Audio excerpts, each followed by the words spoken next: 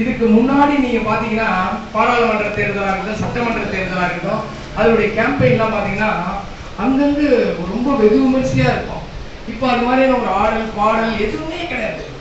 சும்மா அந்த கட்சிக்காரங்க டிஎம்கேனா டிஎம்கேக்கு ஒரு வேன் அரேஞ்ச் பண்ணிடுறாங்க, ஏடிஎம்கேனா ஏடிஎம்கே, நாம் தமிழர்லாம் நடைபாதையில் போயிட்டு இருக்காங்க. இப்படிதான் எல்லாமே சுருங்கிக்கிட்டே வருது. ஸோ எலெக்ஷன்ல ஓட்டு போடக்கூடியவர்களுடைய 40% இது இன்னும் கீழே இறங்கிட்டே தான் வருது, மேலே ஏறதே கிடையாது. புதுசா வந்திருக்கக்கூடிய இளைஞர்கள் என்ன பண்றாங்கன்னு தெரியல, அவங்க என்ன லீவ் எடுக்கிறாங்கன்னு தெரியல. ஸோ அதனால இந்த எலெக்ஷன் ரொம்ப கன்ஃபியூசிங்கான ஸ்டேஜ் தான். ஆனால் திமுக கன்ஃபார்ம் மேக்சிமம் அடிக்கிறது புரிய வச்சிருப்பாங்க, அது எந்த மாற்றமும் கிடையாது. பணம் பட்டுவாடா நடந்துட்டு தான் இருக்குது. அது எப்போ செக்யூர் பண்ணிட்டாங்க, எங்கெங்க பணம் போகணுமோ அந்தந்த இடத்துல. ஆனால் அதிமுக செய்யவே இல்லை, அது அப்படியே தான் இருக்குது. இருந்தாலும் நம்மளுடைய ஆதரவு அதிமுகவுக்காக தான். ஏன்னா நம்ம வந்து போதையை ஒழிப்போம், மாணவர்களை காப்பாற்ற பெரிய பெரிய போராட்டங்கள் நடக்கணும்.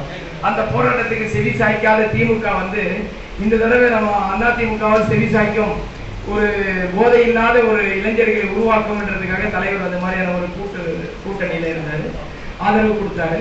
ஸோ அதுக்காக நம்ம வந்து அவங்க வந்த உடனே நம்மளுடைய இலக்கு இதுதான், சாராய கடையில இருந்து போதையில இருந்து எல்லாத்தையும் ஒழிக்கிறது தான்.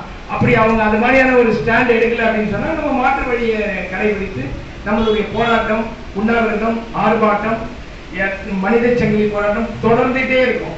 இதுதான் நம்மளுடைய போராட்டம். அடுத்த கட்ட நடவடிக்கை தலைவர் என்ன சொல்றாரோ அதுக்கு முன்னெடுத்து நம்ம கண்டிப்பா செயல்படுவோம். ரொம்ப நன்றி. முதல் அந்த சொன்ன மாதிரி எல்லா கட்சியிலையும் அங்கங்க பட்டோட நடத்துங்க அப்படின்லாம் சொல்றாங்க. அது எந்த அளவுக்கு உண்மையா இருக்குன்னு எனக்கும் தெரியல. ஏன்னா இது வரைக்கும் நாங்கள் ஒரு ரூபா கூட வாங்கினது இல்லை. நிறைய பேருக்கு வந்துன்னா ரொம்ப சந்தோஷம்.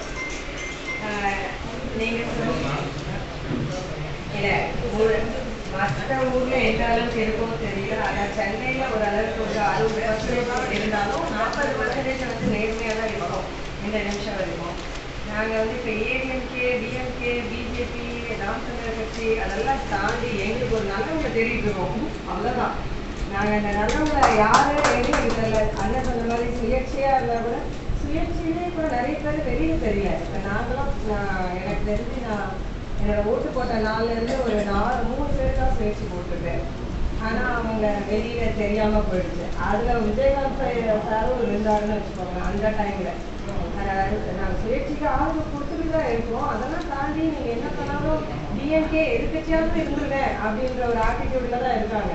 நான் என்ன சொல்கிறேன், எந்த கட்சியாக இருந்தாலும் நாங்கள் எழுத்து கேட்கறதுக்கு ரெடியாக இருக்கோம்.